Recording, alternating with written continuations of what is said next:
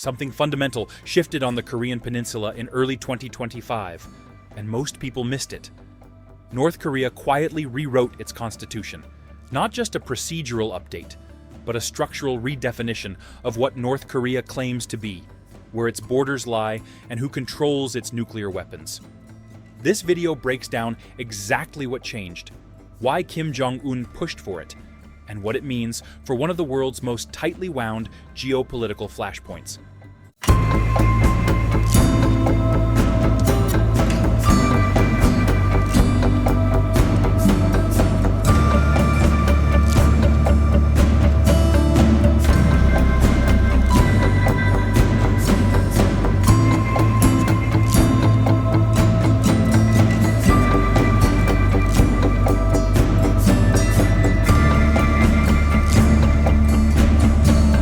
Let's start with what actually happened.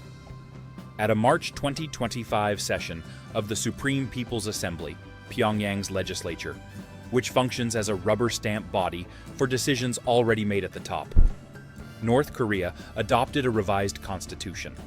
A draft of that text was later reviewed by Reuters, making it one of the rare windows into the legal architecture of a closed state. Lee Jong-chul, a professor at Seoul National University, briefed South Korea's Unification Ministry on the document's contents.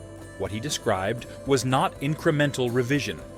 It was a constitutional break from decades of official Korean unification policy. The most significant addition is the new Article 2. For the first time in North Korean constitutional history, the document defines the country's territory in explicit geographic terms. It states that North Korea's land borders China and Russia to the north, and, critically, the Republic of Korea to the south. The article extends that territorial claim to include the corresponding airspace and territorial waters. It also includes language stating that North Korea will not tolerate any infringement on that territory. That is the language of a state that has formally accepted division, not one that aspires to absorption or unification. To understand why this matters, you have to go back to January 2024. That is when Kim Jong Un publicly called for the constitution to be amended, specifically to designate South Korea as North Korea's primary enemy, and to formally separate North Korean territory from South Korean territory in legal text. That speech marked the clearest articulation yet of what analysts have called Kim's two hostile states doctrine, a policy framework that treats inter-Korean relations not as a family dispute pending resolution, but as relations between two permanently separate and adversarial sovereign states. The March 2025 constitutional revision is the legal codification of that doctrine. Previous North Korean constitutions described reunification as a national goal.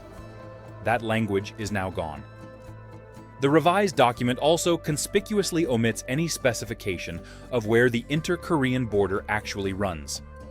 It does not mention the northern limit line, the disputed maritime boundary in the Yellow Sea that has been the site of several armed clashes over the decades. Lee Jong-chul's analysis, as reported through South Korean media, suggests this omission was deliberate. By embedding the two states principle without drawing a precise line, Pyongyang may be locking in the ideological shift while avoiding an immediate, concrete trigger for confrontation. It is a legal claim with strategic ambiguity built in. The Constitution also restructured domestic authority. Kim Jong Un's formal title, Chairman of the State Affairs Commission, is now explicitly designated as North Korea's head of state, replacing previous language that described the position more vaguely as the country's supreme leader. More significantly, the revised text formally places command over North Korea's nuclear forces under the State Affairs Commission chairman. In practice, Kim has always controlled the arsenal. What changed is that the Constitution now says so explicitly, removing any ambiguity about where nuclear authority rests within the state apparatus.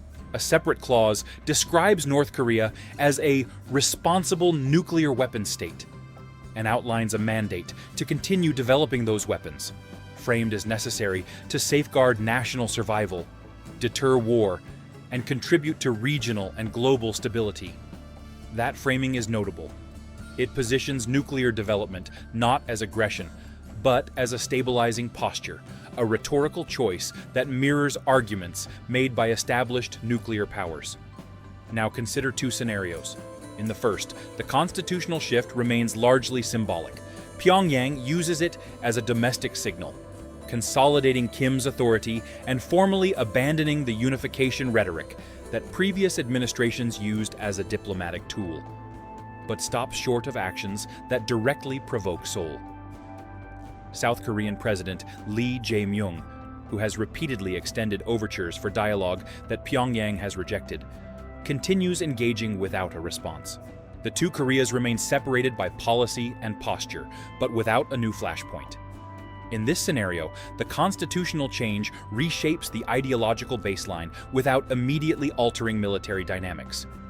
In the second scenario, the ambiguity around maritime boundaries becomes a problem. North Korea's claim that it will not tolerate infringement of its territory, combined with the absence of a defined border, creates legal and operational uncertainty around the northern limit line. Any naval incident in the Yellow Sea, of the kind that occurred in 1999, 2002, and 2010, could now be framed by Pyongyang not as a skirmish, but as a defense of sovereign territory under constitutional mandate. That framing matters, both internally and in how Pyongyang would present such an incident to China, Russia, or the United Nations. The broader context is this. North Korea has shifted its diplomatic posture steadily over the past several years. Talks with the United States that reached a high point between 2018 and 2019 collapsed without a lasting agreement.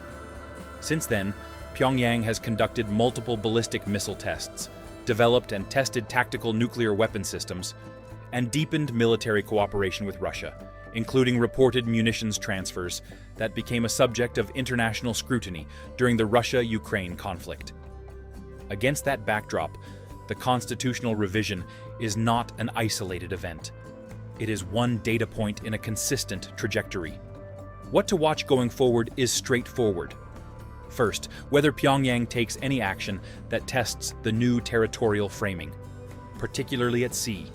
Second, how Beijing responds to a constitution that explicitly names China as a bordering state, given that China has its own interest in stability on the peninsula. Third, whether the removal of reunification language prompts a reciprocal policy shift in Seoul, which has maintained its own constitutional claim to the entire Korean Peninsula. These three threads, military posture, Chinese calculus, and South Korean response, will determine whether March 2025 is remembered as a legal footnote, or as the moment the rules of the Korean Peninsula formally changed.